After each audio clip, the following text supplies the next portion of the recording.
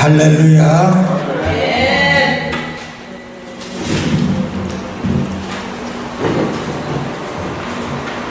오늘은 로마서 12장 2절 말씀입니다. 할렐루야.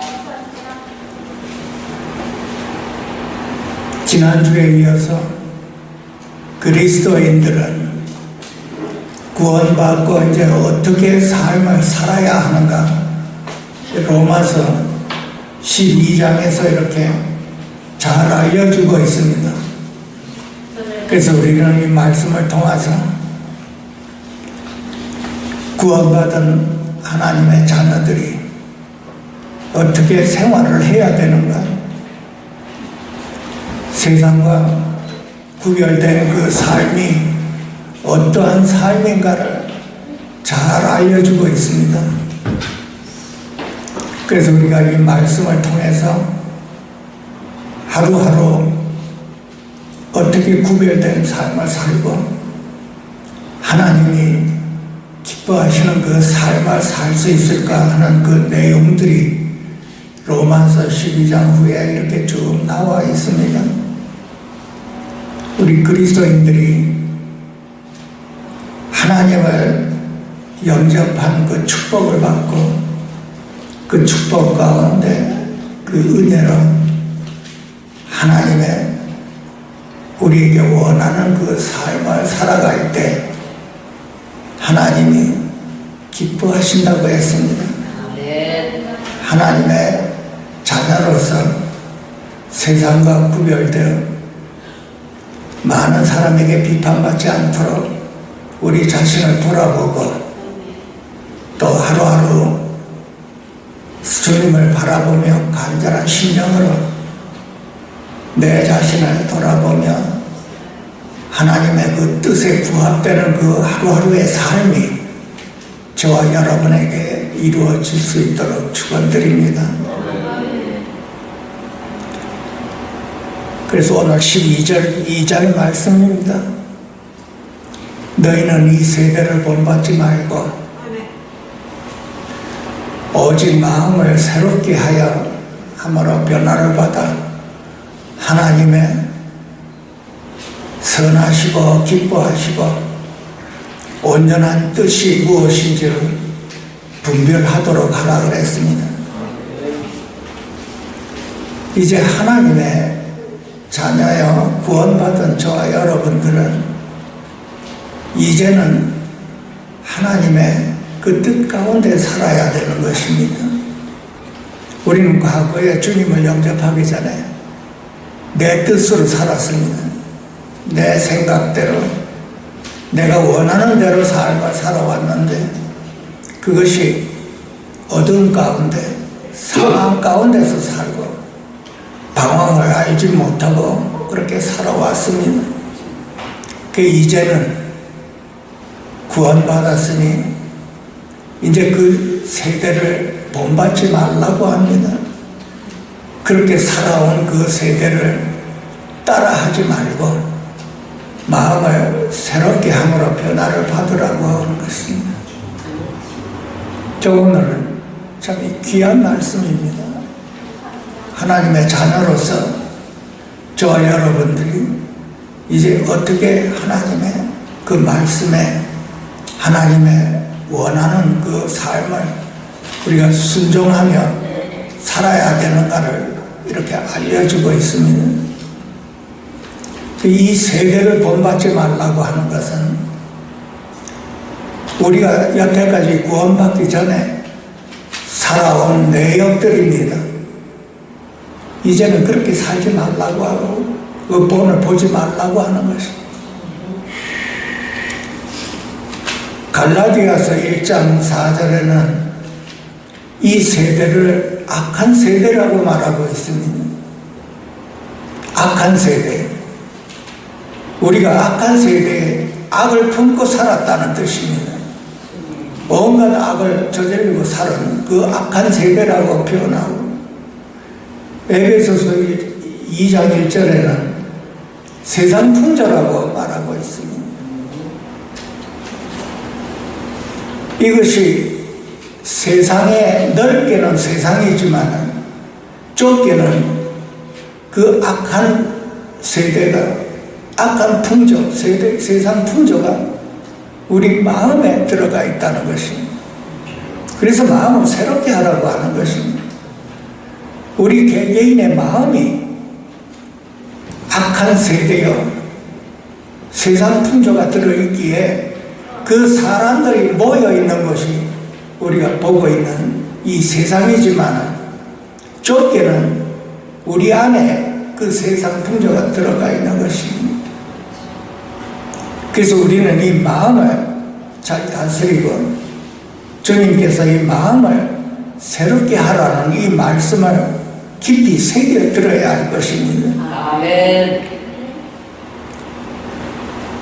요한일서 2장에는 15절, 16, 17 이렇게 이 세상에 대해서 말을 하고 있습니다. 이 세상이나 세상에 있는 것들을 사랑하지 말라. 누구든지 세상을 사랑하면 아버지의 사랑이 그 안에 있지 아니하니 이는 모든 것이 세상에서부터 왔다고 했습니다. 세상에 있는 모든 것은 육신의 정욕과 안목의 정욕과 이생의 자랑이니 다 아버지께로부터 온 것이 아니요 세상으로부터 온 것이니 이 세상도 그 정욕도 지나가되 오직 하나님의 뜻을 행하는 자는 영원히 거하리라고 그랬습니다. 이 세상에는 육신의 정욕이 가득 찼다고 했습니다.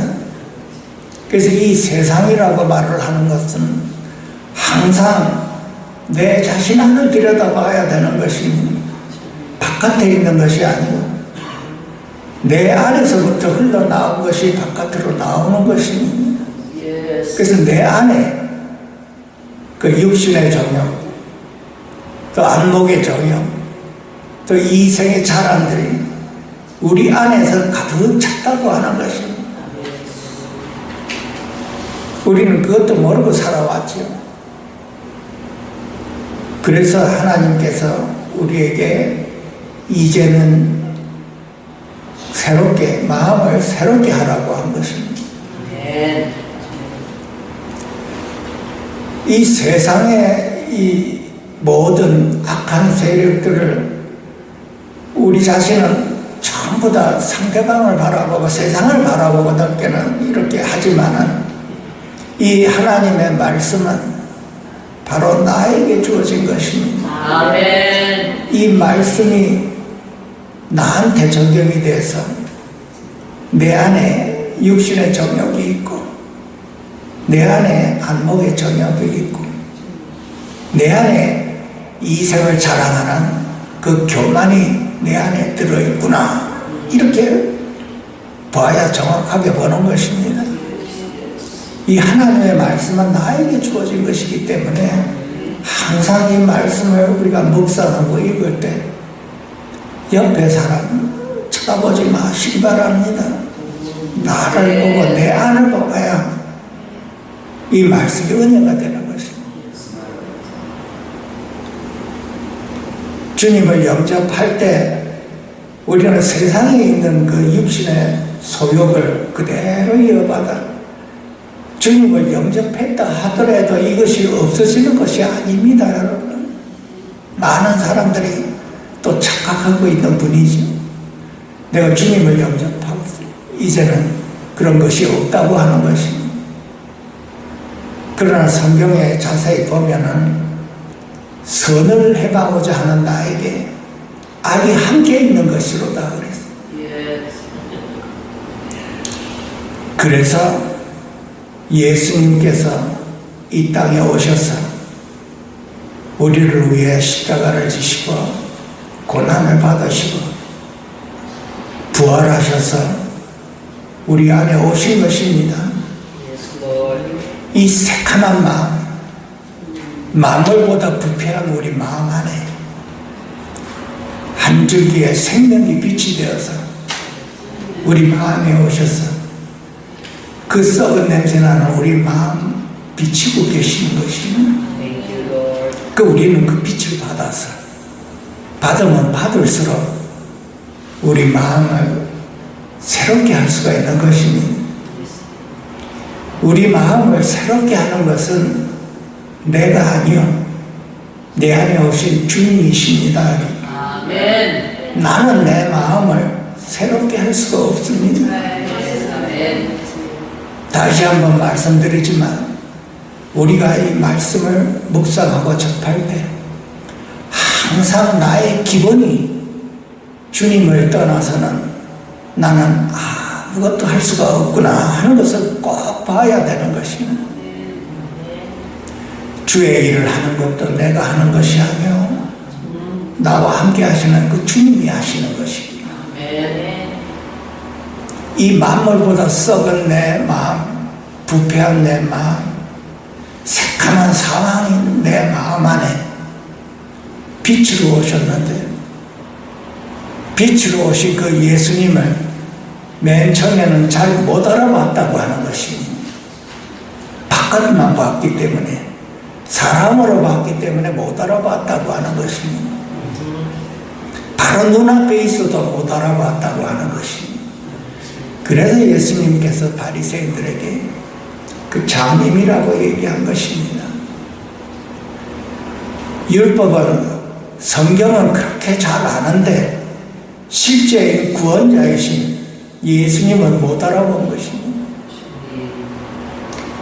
우리는 부활하신 예수님이 우리 마음 안에 오셔서 우리의 마음을 새롭게 하고 또한 우리를 구원의 길로 생명의 길로 인도하시는 것을 우리는 명확하게 믿음으로 받아들여서 항상 나와 함께 계시는 그 주님께 내 관심이 쏠려야 하는 것입니다. 할렐루야. 우리의 삶이 내 안에 오신 그 주님과 함께 살아갈 때 영적인 예배라고 하고 있습니다. 지난주에 우리가 배웠죠. 영적 예배는 우리의 삶이 주님과 함께 살아가는 것이 주님과 함께 순종하고 주님을 따르는 그 삶 자체가 영적인 예배라고 하고 있습니다.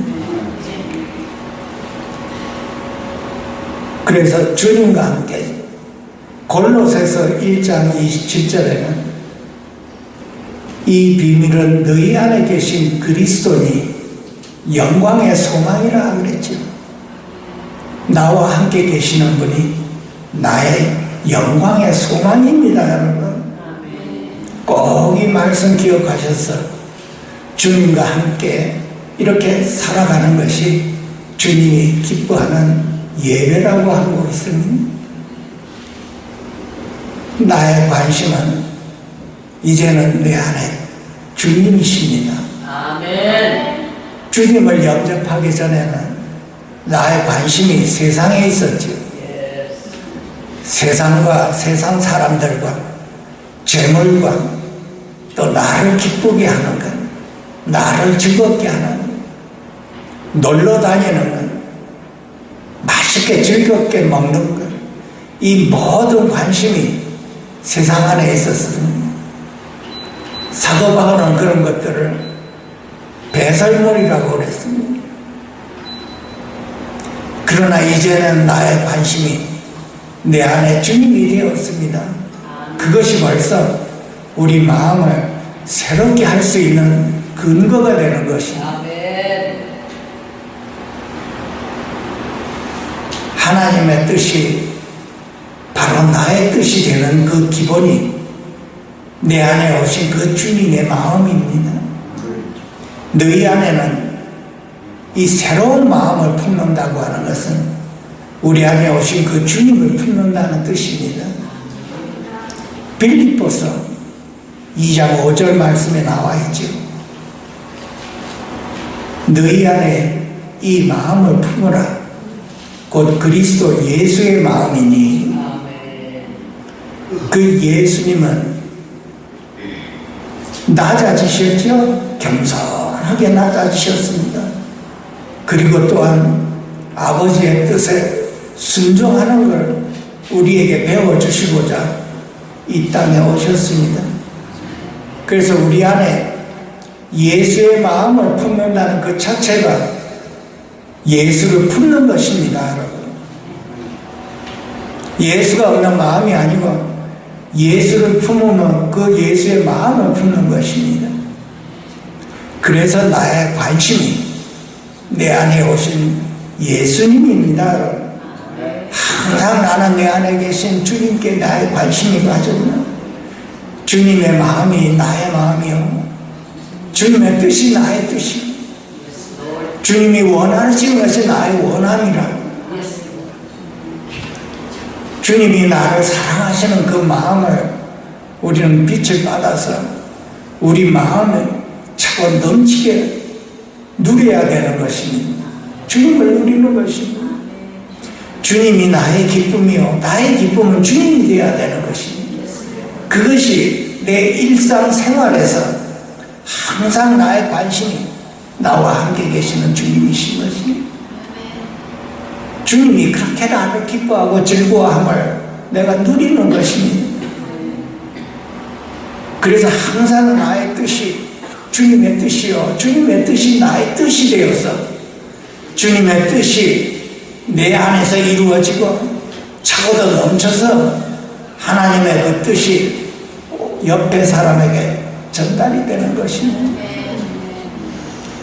이렇게 하면 우리의 마음이 새롭게 된다고 하는 것입니다.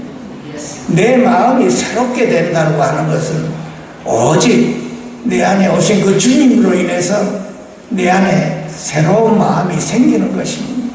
주님이 주신 새로운 마음, 마치 우리가 새로운 피조물이 되었기 때문에 그 새로운 피조물을 오직 주님으로, 주님의 생명이 나의 생명이 되어서 주님의 뜻을 따르고 주님의 순종을 따르는 것이 우리 안에 예수의 마음을 품는 것입니다. 예수의 마음을 품을 때 나의 교만이 겸손해지고 내가 불순종했던 그 마음이 순종하는 것으로 이루어지는 것이니 그것이 마음이 새롭게 되고 마음이 새롭게 될 때 변화가 일어난다고 하는 것입니다. 그래서 이 주님과 함께 살아가는 이 삶 자체가 내 마음을 새롭게 하고 나를 변화시키고 또 내 마음이 변화가 되면 하나님의 뜻을 안다고 한 것입니다. 마음을 새롭게 함으로 변화를 받아 하나님의 뜻이 무엇인지를 분별하라고 하는 것입니다. 하나님의 자녀로서 우리가 하나님의 뜻을 분별하지 못하고 내 뜻대로 사는 그런 삶을 이제는 살지 말라고 하는 뜻입니다. 아멘. 하나님의 뜻을 분별한다는 것은 내 마음이 새롭게 되어야 하나님의 뜻을 분별한다고 하는 것입니다. 내 마음이 새롭게 되지 못했을 때 우리는 내 마음대로 내 뜻대로 살아왔습니다. 주님을 영접했을 때 우리는 내 뜻대로 살아왔어요. 내 생각대로 살아왔고 내 마음이 이끄는 대로 살아왔습니다.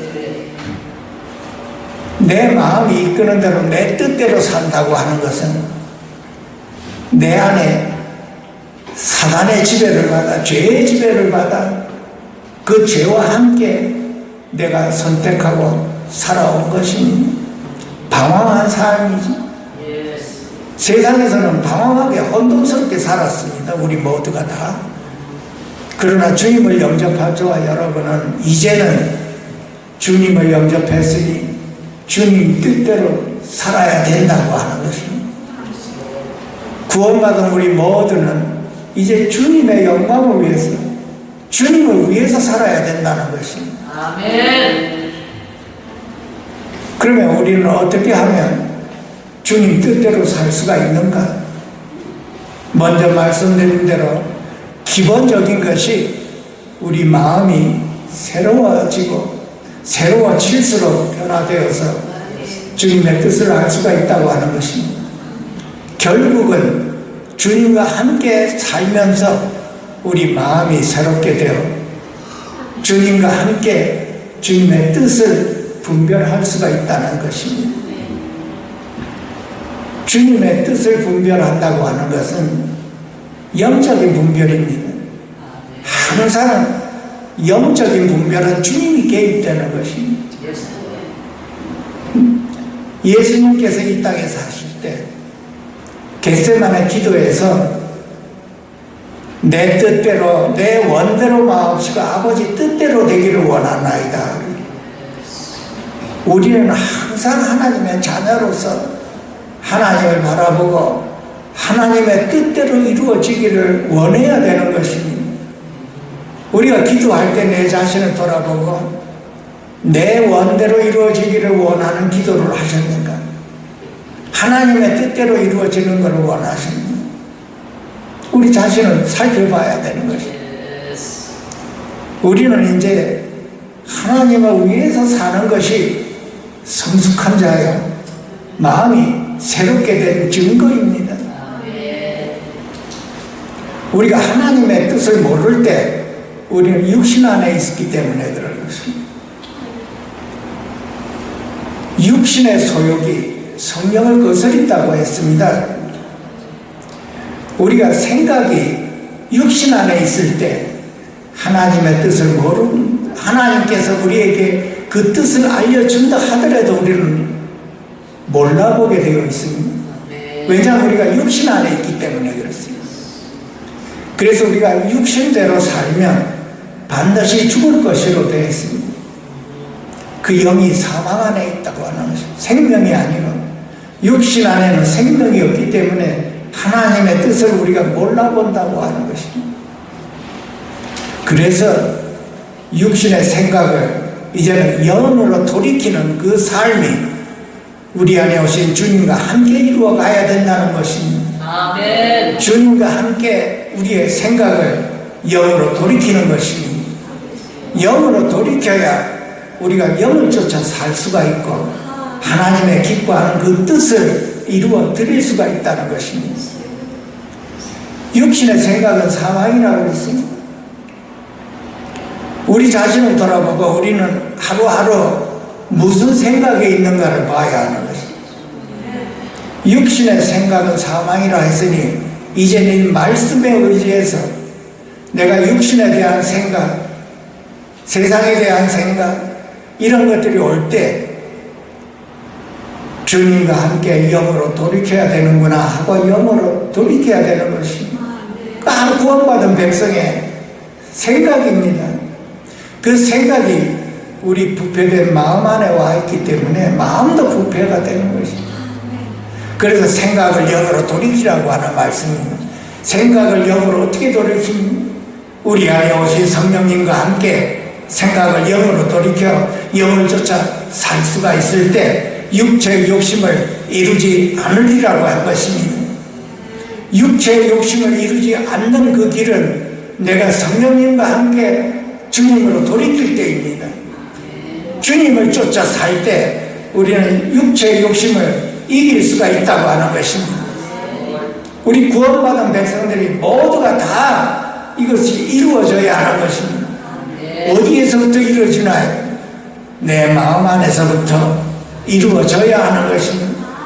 매일매일 나는 성령님과 함께 성령님으로 인하여 내 생각을 영으로 돌이켜 영을 쫓아 사는 것이 하나님이 기뻐하시는 것입니다. 그것이 하나님의 뜻이 우리를 향한 하나님의 뜻입니다. 이 세대를 본받지 말라고 하는 것은 우리의 생각이 육신에 속하지 말라고 하는 것입니다. 더 이상. 왜냐하면 육신을 이끌고 있는 이 생각이나 그 모든 것들이 전부 다 악에 속해 있기 때문에 그래요. 사단에 속해 있기 때문에 그쪽으로 가지 말고 이제는 본받지 말고 그 따라 하지 말고 영으로 돌이켜서 영을 쫓아 행하라고 간절히 말을 하고 있는 것입니다. 우리는 가끔 연약해서 주님을 쫓지를 않고 이 육신에게 져서 육신대로 살 때가 참 많습니다. 그럴 때마다 우리는 기억해야 되는 것이다. 영을 쫓아 가야 되는구나. 육신을 쫓아 사는 것이 이 내 영을 망치는 것이고 나를 갖다가 어둡게 만들고 사망 안에 넣는 것이구나 하는 것을 반드시 깨달고 주님과 함께 우리가 성령으로 돌이켜 성령과 쫓아 살 때 우리의 영혼이 맑아지는 것입니다. 우리의 영혼이 생명이 솟아나는 것입니다. 우리가 반드시 이것을 생활에서 체험해야 되는 것입니다. 우리가 예배를 드릴 때 말씀을 듣고 은혜를 받아 그걸로 끝나는 것이 아니고 실제로 우리 삶에서 이루어져야 하는 것입니다. 그것이 우리를 향한 하나님의 뜻이고 영적 예배라는 것입니다. 우리는 우리 자신이 교만한 걸 잘 모르지요. 우리 생활에서 교만이 그냥 나옵니다. 그 마음이 교만했기 때문에 그렇습니다. 주님이 없는 마음은 교만한 마음입니다, 여러분. 우리 세상에서 살 때 주님 영접할 때 그랬습니다. 교만이 그냥 홀로 나왔습니다. 사람을 업신여기고 무시하고 사람을 외모로 보고 참 그냥 누가 가르쳐 주지도 않았는데 그냥 나왔지요. 교만이. 나도 모르게 교만이 나왔습니다. 그것이 교만인지도 모르고 그렇게 살았지. 그러나 우리 마음에 예수의 마음은 품을 수가 있다면 예수의 겸손이 바로 나의 겸손이 되는 것입니다. 주님과 함께 주님과 하나를 이루는 그 자체가 주님의 겸손이 나의 겸손이요 주님의 온유함이 나의 온유함입니다. 그래서 우리의 마음이 낮아져서 주님의 성품을 이어가는 것입니다. 주님께서 우리를 향한 그 뜻이 구원을 받지 못한 사람들은 구원을 받게 하고 구원을 받은 사람은 구원의 길로 인도하는 것입니다.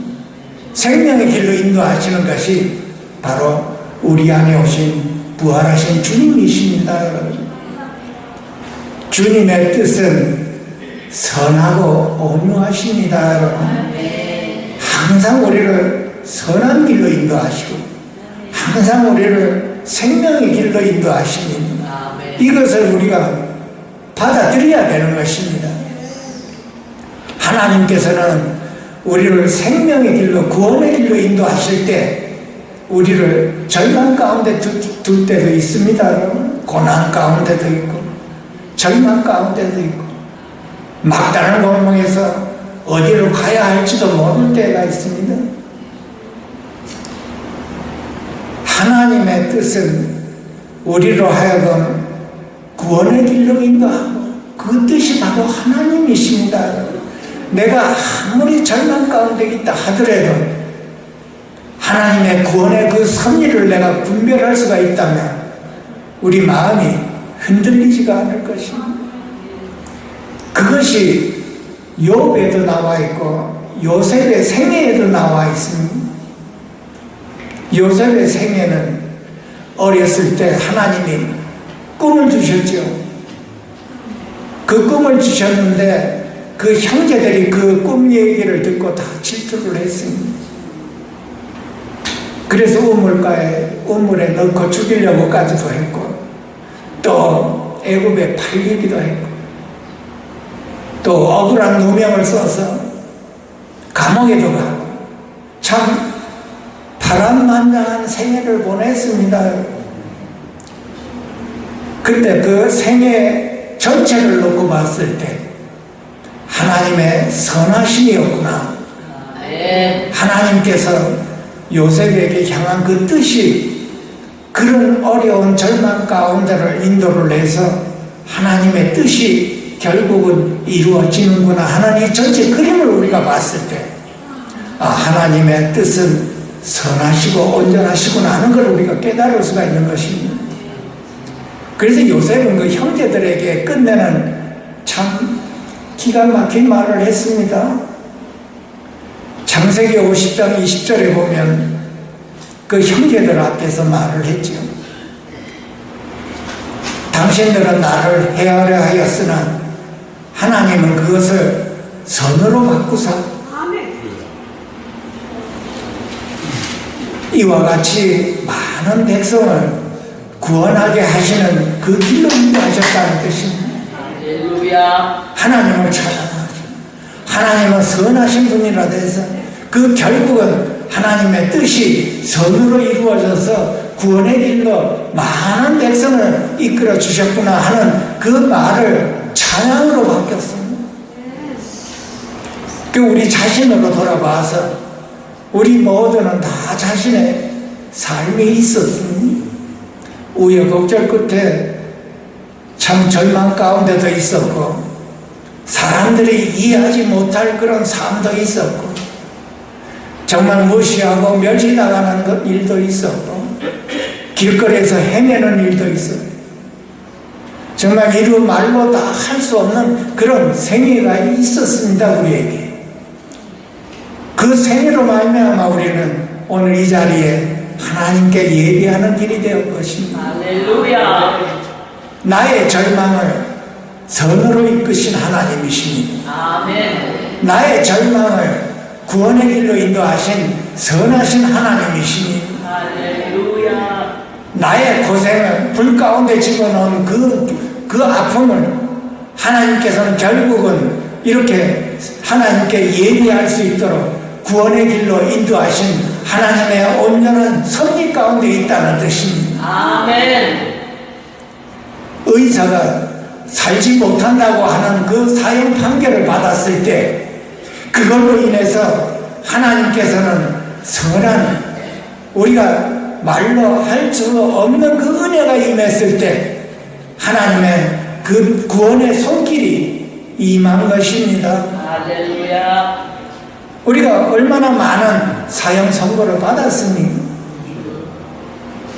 우리가 다 그 체험을 통해서 결국 이렇게 살아서 하나님께 예배를 드릴 수 있는 이 은혜는 하나님의 선하심이요 하나님의 은혜요 하나님이 우리를 뜻한 귀한 뜻 안에서 있는 것입니다. 여러분. 할렐루야. 이것을 분별하는 것이 영적인 분별입니다. 아멘. 하나님의 뜻은 이렇게 선하시고 우리의 생각과 다르구나. 예스. 우리를 불 가운데 넣었을 때 얼마나 아픕니까? 참 사람들이 이해할 수 없는 아픔입니다. 여러분. 우리 마음과 외적으로 몸과 마음이 얼마나 아팠겠습니까? 옆에 사람이 쳐다볼 때 도대체 이해할 수 없는 아픔인 것입니다. 참 초라하고 이해할 수 없는 손가락질도 받고 얼마나 하나님께서 우리 죄 가운데 넣어 저렇게 아픔을 당하는가 하고 멸시도 받고 조롱도 참 많이 받습니다. 그런데 결국을 놓고 보면 하나님의 선하심이었습니다. 여러분. 하나님이 우리를 사랑하신 그 은혜 안에서 구원의 길로 영생의 길로 이루고자 하는 하나님의 귀한 섭리가 있었던 것입니다. 그래서 우리가 하나님 앞에 지금은 이제는 감사할 수가 있습니다. 찬양할 수가 있죠. 아멘. 근데 우리가 불 가운데 있을 때 감사할 수 있었습니다. 예스. 이제는 그 대가를 지불하고 감사하고 찬양하는 걸 배웠으니 그런 불 가운데 다시 있다 하더라도 이제는 찬양하고 감사해야 되는 것입니다. 할렐루야. 그것이 하나님이 우리를 향한 뜻이요 우리의 예배 중에서도 예배요 우리 영적 예배의 삶인 것입니다. 아멘. 아멘. 이 영적 분별력은 우리의 신앙을 성숙하게 만듭니다. 우리가 영적 분별을 모르면 하나님의 뜻을 몰라 내 생각대로 사는 것입니다. 내 뜻대로 사는 것입니다. 우리가 착각하지요. 내 원대로 살아놓고 그것이 하나님의 뜻이라고 착각할 때가 참 많습니다. 왜 그런 현상이 일어나나요? 그 평소에 내가 하나님의 뜻을 구하지 않고 살았기 때문에 그렇습니다. 내 일상생활에 항상 내 관심이 내 안에 계신 주님께 관심을 두고 그 주님의 뜻이 무엇인가를 항상 분별하는 것이 영적 분별이요, 주님의 뜻을 알고 주님의 뜻대로 순종하는 그 삶 자체가 하나님이 기뻐하시는 것이고 신앙이 성숙한 자입니다. 그러기 위해서 급할 때만 하나님 앞에 기도로 부르짖지 마시고 평소에 나와 함께 계시는 그 주님의 뜻을 구하며 그 주님과 함께 그 뜻을 따라서 사는 삶이 저와 여러분이 되는 것입니다. 이것을 우리가 반드시 배워야 되는 것입니다. 그것이 구원받은 백성이요, 주님께서 우리를 기뻐하시는 삶이요, 우리를 생명의 길로 인도하시는 그 근거가 되는 것입니다. 만약에 내 자신이 하나님의 뜻 안에 있고 하나님의 뜻을 구하며 하나님의 뜻을 순종하는 그 삶을 살 때 내 마음이 흔들리지가 않고 평안합니다, 여러분. 왜냐하면 그 어떤 상황과 어려운 문제라 할지라도 하나님은 그것을 통해서 하나님의 뜻을 이루시기 때문에 선으로 이루시는 그 주님을 믿고 나는 지금 평강을 찾는 것입니다. 할렐루야. 그것이 저와 여러분이 구원받은 백성의 교훈입니다, 여러분. 흔들리지 않는 삶입니다. 이것을 우리가 하루아침에 배우는 게 아니라 하루하루를 살아갈 때 우리가 이것을 배우게 되는 것입니다. 우리가 세상 습관을 살아오고 주님 뜻대로 주님을 영접하고 나서도 세상 뜻대로 살아가는 그 뜻이 내 안에 남아있기 때문에 잘 고쳐지지가 않는 것입니다. 그저 이제는 그리스도인이 어떻게 살아야 되는가 우리가 알려주고 있습니다. 하나님께서 이제는 하나님의 뜻을 분별해서 그 뜻대로 살아가라고 하는 것입니다. 하나님의 뜻대로 살아가는 것은 말씀드린 바와 같이 내 안에 오신 성령님과 함께 죽을 쫓는 것입니다. 성령님과 함께 내 뜻을 버리고 성령님과 함께 내 십자가를 지고 성령님과 함께 주님의 뜻을 따라갈 때 그때 하나님의 뜻이 나에게 이루어지며 하늘의 그 뜻이 이 땅에서 이루어진다는 뜻입니다. 할렐루야. 우리가 이 말씀을 그대로 믿음으로 받아들여야 합니다. 왜 나에게 교만이 나오는가? 나도 모르게 교만한 말과 교만한 행동이 나오는 것입니다. 나도 모르게 옆에 사람을 무시하고 멸시하고 손가락질하지. 왜 그렇습니까? 주님과 함께 하지 않아서 그렇습니다. 너희 안에 주님의 마음을 품으라. 주님을 품으라고 했습니다. 주님의 겸손함이 나와 하나가 되어야 되는 것입니다.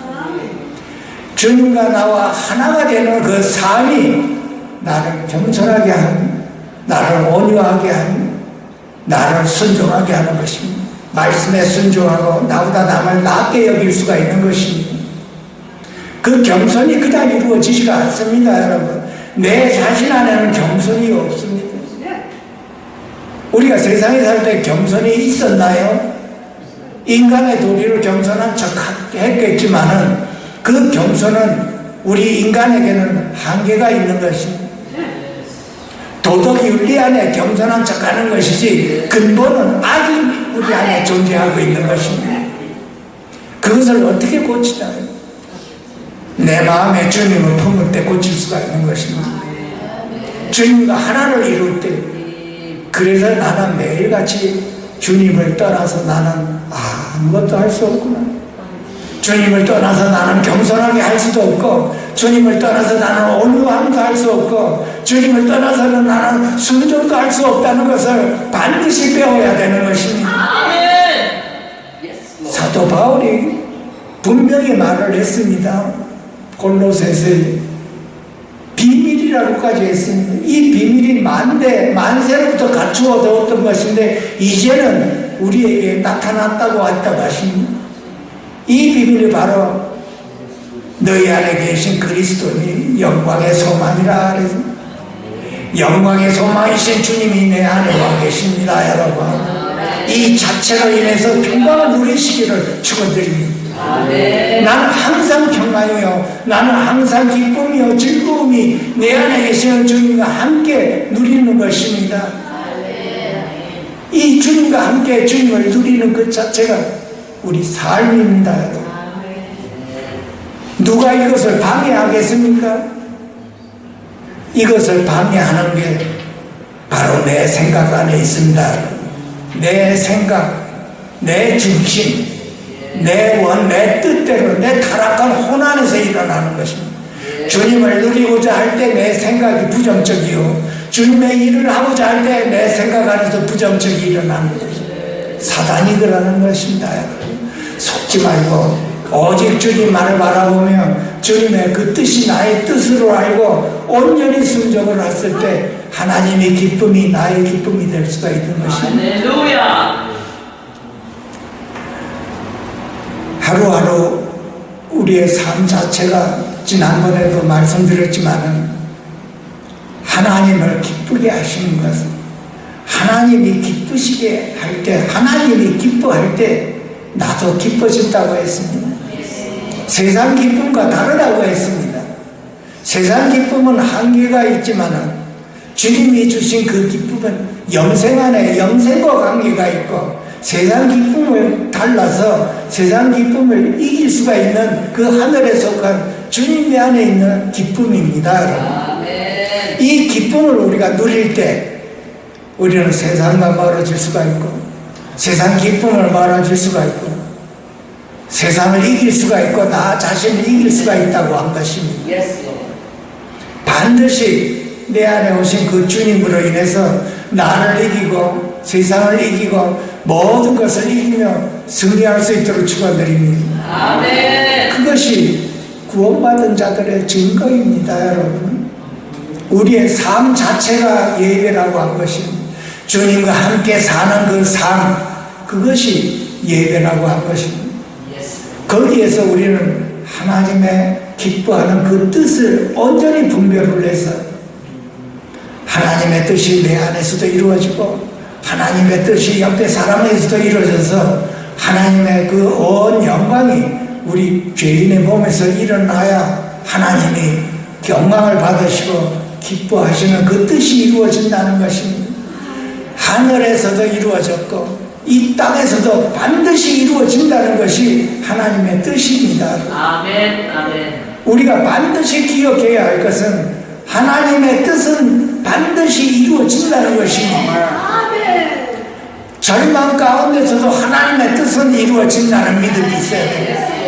내가 불 가운데 가도 물에 빠져도 하나님의 뜻은 반드시 이루어진다는 이 믿음 하나가 나를 살리는 것입니다. 나를 살리고 옆에 사람을 살리는 것입니다.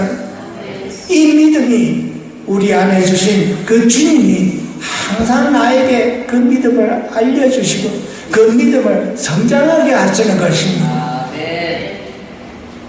그래서 나의 관심이 어디 있나요? 이제는 나의 관심은 내 안에 주님이십니다. 여러분, 누가 뭐라고 해도 나의 관심은 내 안에 주님이시고 나와 함께 계시는 주님이십니다. 여러분, 그분이 영광의 주님이요 나를 생명의 길로 인도하시고 구원의 길로 인도하셔서 나를 항상 기쁘게 하시며 주님의 그 기쁨이 항상 내 영광 안에 있어서 서로가 기뻐하고 서로가 즐거워하는 사이가 된 것입니다. 아멘. 주님의 즐거움이 나의 즐거움이요 주님의 기쁨이 나의 기쁨이 되어서 우리는 서로 어떻게 서로가 기뻐하고 즐거워하는 사이가 되는 것입니다. 아멘. 그것이 생명 안에서 이루어지는 것입니다. 그것이 우리 마음 안에서 새롭게 될 때 우리가 하나님의 형상으로 변화가 되어서 항상 하나님의 뜻을 기쁘게 하고 뜻이 이루어지기를 바라는 그것이 성숙한 그리스도인입니다. 우리 모두가 다 성숙한 믿음의 그리스도인이 되어서 하루하루 살 때 언젠가 하나님의 뜻이 반드시 이루어져야 되는구나.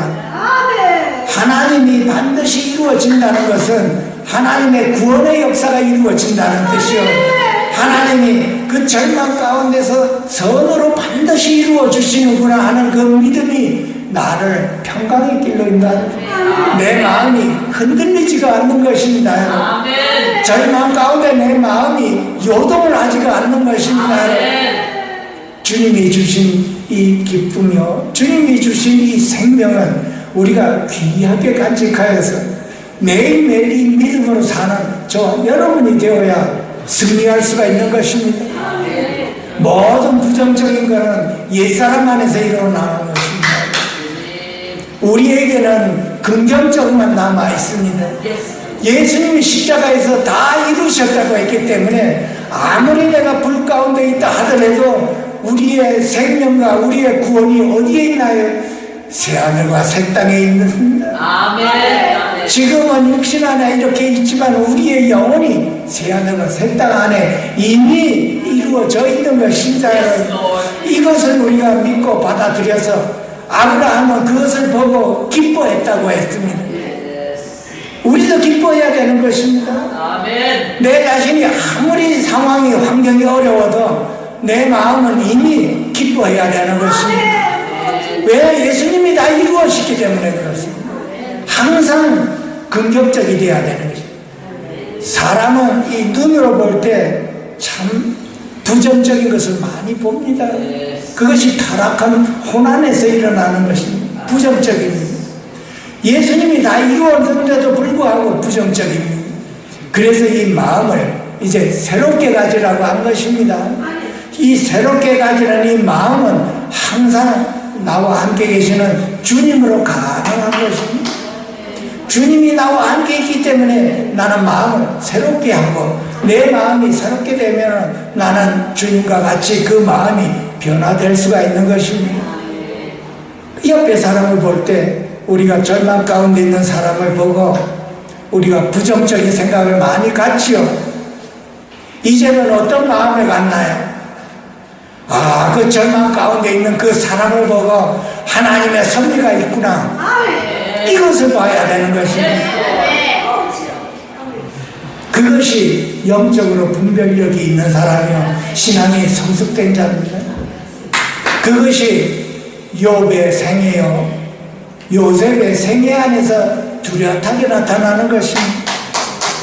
내 삶 자체로 돌아보면 그것이 분명하게 나올 것입니다.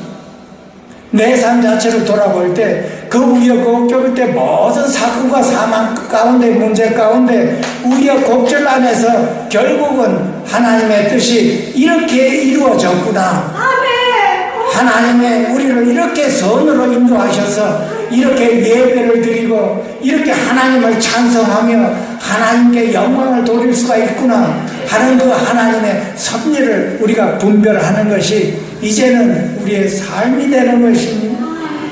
항상 옆에 사람을 볼 때 여러분 부정적으로 생각하지 마십시오. 그 속에 주님이 계십니다, 여러분. 그 속에 예수님께서 십자가에서 피 흘려 죽은 그 생명이 그 옆에 사람 안에 있습니다, 여러분. 내 안에 있듯이 그 옆에 사람 안에도 있습니다, 여러분. 함부로 이 바울이 사울이 되었을 때 사람을 멸시하고 죽였지요. 바울이 다메섹에서 깨달았을 때 뭐를 깨달았나요? 사람 안에 부활의 주님이 계신 것을 보았습니다, 여러분.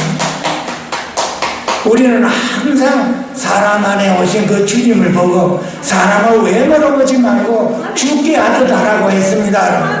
어떻게 가능하나요? 내 안에 주님과 함께, 내 안에 주님과 함께 그 옆에 사람에게 그 주님을 보고 죽게 하라고 하는 것입니다. 사람에게 하듯 하지 말라고 했습니다, 여러분. 우리가 예배를 할 때, 하나님께 예배를 드릴 때도 똑같습니다, 여러분. 헌금을 할 때도 교회를 보고 사람을 보지를 말고 주님을 보고 하라는 것입니다, 여러분. 사람을 봤을 때 시험 듭니다, 여러분. 사람을 봤을 때 그 부정적인 행동을 보고 시험 들어서 헌금도 잘 안 하게 됩니다, 여러분. 사람을 보지 말라고 했습니다, 여러분. 우리는 항상 누구를 보나요? 주님과 함께 주님을 봐야 되는, 주님과 함께 주님의 영광을 보고 우리가 해야 되는 것입니다. 이것을 우리가 꼭 배워야 되는 것입니다. 하루하루 우리 삶에서 배워야 되는 이 사도 바울이 부활의 주님을 말해냄으로 인해서 결국은 순교를 당하게 됐죠. 예수의 부활하심을, 살아하심, 죽은 자가 살아났다고 해서 그 살아난 그 예수님이 우리 안에 오셨다고 하는 그 부활의 주님을 전함으로 인해서 순교를 당하게 된 것입니다. 목에 칼이 들어와도 예수님이 부활하여 그 부활하신 주님이 우리 안에 와셨다고 하는 것입니다. 그것이 사도행전 26장에 나와 있습니다. 24절 말씀입니다. 아그리파 왕이 사도 바울을 통해서 바울아 내가 미쳤도다. 내 많은 학문이 너를 미치게 하였도다. 그 사도 바울은 성경을 휑하니 사도 바울보다 아는 사람이 없다고 할 정도로 율법에 성언한 사람이었어. 유대인의 경전을 휑하니 알고 있었다고 하는. 그래서 내 많은 학문이 너를 미치게 하노다 그래서 바울이 대답하여 이르되 베스도 각하여 내가 미친 것이 아니요 참되게 온전하게 말을 하나이다 이렇게 말을 했습니다. 참되게 정신 차렸다고 하는 말은 이 정신을 차렸다고 하는 말은 우리 마음을 새롭게 하는 그 마음도 있습니다, 여러분. 우리가 육체에 속했을 때 그것이 다인 줄 알고 어둠 가운데서 그것을 살았을 때 정신을 차리고 보니 주님이 살아계시다는 뜻입니다. 정신을 차리고 보니 그렇다고 하는 것입니다. 그러니까 참되게 정신 차린 말은 하나이다 이렇게 얘기한 것입니다. 참된 말을 한다고 하는 것입니다. 정신을 차리고 보니 그것이 진리라고 하는 것입니다. 참되다고 하는 것은 진리라고 하는 것입니다. 사도 바울은 영적으로 보았다고 하는 것입니다. 이 정신 차린다고 하는 것은 우리 모두에게 적용되는 말씀입니다. 우리가 주님을 믿을 때도 주님을 영접했을 때도 우리가 이렇게 막연하게 믿을 때가 참 많습니다. 우리에게 막연한 주님이시 주님이 살아계신 것은 아는데 그 주님이 막연하다는 것이에요. 먼 산을 들여다보고 이렇게 기도하고 소리내서 기도하지요. 뭐 우리가 부르짖고 소리내서 기도할 때도 많습니다. 우리 마음이 우리가 믿음이 하나님 살아계심을 완전히 확실하게 알긴 아는데 그 하나님이 막연할 때 이렇게 하나님께서 우리를 불 가운데 놔뒀을 때 우리가 정신을 바짝 차리게 되는 거죠. 우리에게 십자가가 임했을 때 정신이 바짝 차리게 되는 것입니다. 아, 이게 막연한 게 아니고 진리고 내 안에 계시구나 하는 것이 영적으로 보이게 되는 것입니다. 정신 바짝 차리는 것입니다. 그래서 이게 정신 차린 말을 하나이다 한 것입니다. 베드로전서 4장 7장에도 그 말이 나와 있습니다. 만물의 마지막이 가까이 왔으니 그러므로 너희는 정신을 차리고 근신하여 기도하라 그랬습니다. 저는 옛날에 만물이 가까이 왔다가 하는 말씀 참 막연하게 들었습니다. 만물이 가까이 왔다고 하는 것은 언제가 내 시대가 아니고 언젠가 말씀에 2000년, 3000년 전부터 이 말씀이 주님이 곧 오신다, 세상이 망한다 하고 이 말씀이 이어지는 것을 우리가 들었을 때 이 만물의 마지막이 가까이 온다 했을 때 참 너무나 막연하게 들었습니다. 내 시대가 아니고 멀리 앞으로 2000년, 1억 년 후에나 오게 되겠지요. 이런 마음이 들었어요. 또 다른 방면을 제가 못 봤죠. 만물의 마지막이 다가온다고 하는 것은 우리 생에도 마지막이 가까이 온다 이 뜻입니다. 양면이 들어가 있는 것입니다.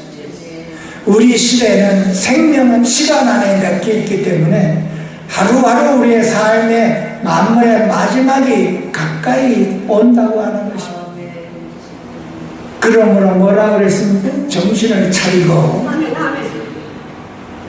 근신하여 기도하라고 하는 것입니다. 이 말씀이, 정신을 차린다는 이 말씀이 저와 여러분에게 각인이 되어서 불 가운데 지나지 않아도 정신을 바짝 차릴 수 있도록 예수 그리스도인으로 축원드립니다. 기도하겠습니다. 살아계신 하나님 아버지, 또 이 귀한 시간 허락하여 주셔서 감사드립니다. 우리의 삶 전체가 하나님께 감사하는 삶이요, 찬양하는 삶이 되어 하나님의 뜻이 온전히 우리에게서도 이루어지고 옆에 사람에게도 이루어져서 모든 영광이 하나님께 돌려지며 하나님의 뜻이 온전히 반드시 이루어진다는 것을 온전히 믿게 하여 주시옵소서. 귀하신 그리스도 예수 이름으로 감사하며 간절히 기도하옵나이다. 아멘.